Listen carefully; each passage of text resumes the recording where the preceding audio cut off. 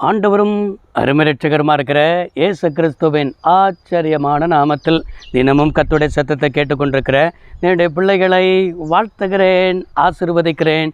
நீங்கள் ஆசீர்வதிக்கப்பட்டவர்கள். இந்த நாளிலும் கூட கர்த்தர் உங்களை பார்த்து தான் தீர்க்க தரிசனமாய் சொல்கிற ஒரு வார்த்தை, கர்த்தரே நமக்கு துணையாக உண்டுன்னு ஆண்டவர் சொல்லி கொண்டிருக்கிறார். யாருமே எனக்கு இல்லை அப்படின்னு தானே நினைக்கிறீங்க.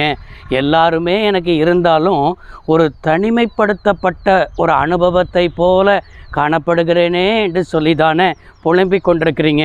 உங்களுக்கு தான் ஆண்டவர் தருகிற ஒரு வார்த்தை, ஏசாயா தீர்க்கதரிசன புத்தகம் 50ஆம் அதிகாரம் 7வது வசனம், கர்த்தராகிய ஆண்டவர் நமக்கு துணை செய்கிறார், ஆகையால் நான் வெட்கப்படேன், வெட்கப்பட்டு போவதில்லை என்று அறிந்திருக்கிறேன் என்று சொல்லி இங்கே அறிக்கையிடுகிறதை நாம் பார்க்க முடிகிறது.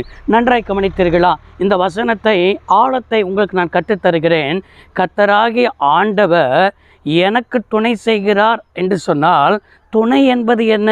எனக்கு உதவி செய்கிறார் என்று எழுதியிருக்கிறார். நம்முடைய வாழ்க்கையில் இந்த உலகத்தில் உதவின்னு போய் நின்றுங்க பார்ப்போம்.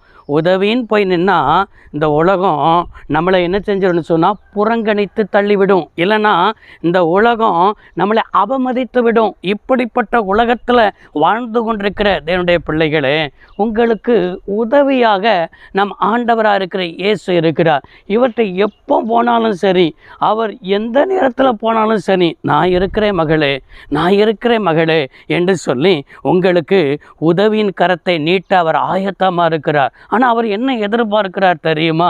நம்ம அவரோடு கூட இருக்கணும், அவருடைய உதவியை நாடணும் என்பதை தான் அவர் எதிர்பார்க்கிறார். அவரை நாடாமல் எதையெல்லாமோ நம்ம நாடி நம்ம போகிறது நிமித்தம்தான் நம்ம வெட்கப்பட்டு போயிடுறோம். இந்த வசனத்தை பாருங்கள், கர்த்தராகிய ஆண்டவர் எனக்கு துணை செய்கிறார், ஆகையால் நான் வெட்கப்படேன் என்று சொல்லப்பட்டுக்கிட்டது. அது மாத்திரமல்ல, நான் வெட்கப்பட்டு போவது இல்லை என்று அறிந்திருக்கிறேன் என்று சொல்லி இங்கே ஆண்டவரை குறித்து நன்றாக அறிந்த ஏசாயா மூலமாக ஆவியானவர் எழுதி வைத்திருக்கிற வார்த்தையை தான் நாம் பார்க்க முடிகிறது.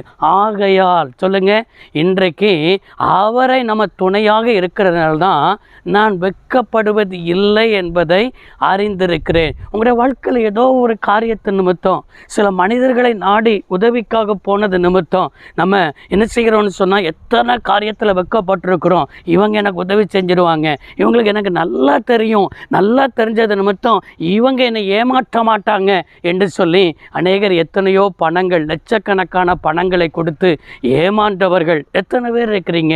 மனிதர்களை நம்பி ஏமாந்தது தானே மிச்சம், மனிதர்களை நாடி போய் கைவிடப்பட்டது தானே மிச்சம். அது மாத்திரமல்ல, உடன் பிறந்தவர்களை நம்பி ஏமாந்தது தானே மிச்சம், சொந்த பந்தத்தை நம்பி ஏமாந்தது தானே மிச்சம். இன்றைக்கு உங்களுடைய வாழ்க்கையில் ஒரு ஏமாற்றத்தோடு இருக்கிறதானே சகோதரனே, சகோதரியே, ஏதோ ஒரு ரீதியில் நீ ஏமாற்றம் அடைந்தது நிமித்தம் வாழ்க்கையில் ஒரு விரட்டியில் காணப்படுகிறாய். நான் நினச்சது நடக்கலையே, நான் இப்படிப்பட்ட நிலைமையில் தள்ளப்பட்டுட்டேனே என்கிற ஒரு நிலைமையில் காணப்படுகிற உனக்குத்தான் ஏசாயா 50:7 பிடித்துக்கொள்.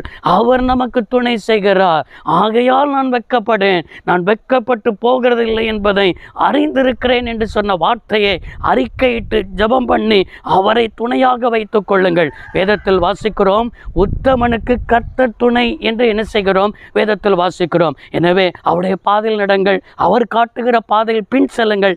தேவன் உங்களுக்கு துணையாக நிற்பார். ஜெபிப்போம். சர்வ வல்லமையுள்ள தேவமே, அருமை தகப்பனே, ஏசாயா 50:7 படியே பிள்ளைகளை ஆசீர்வதிக்கிறேன். இந்த வார்த்தை உடைய பிள்ளைகள் ஆசீர்வாதமாய் நடத்தட்டும். இந்த வார்த்தையின்படி வாழ உதவி செய்யும். இயேசு இரட்சக நாமத்தில் பிதாவே, ஆமென். கர்த்தர் உங்களை ஆசீர்வதிப்பாராக. God bless you all.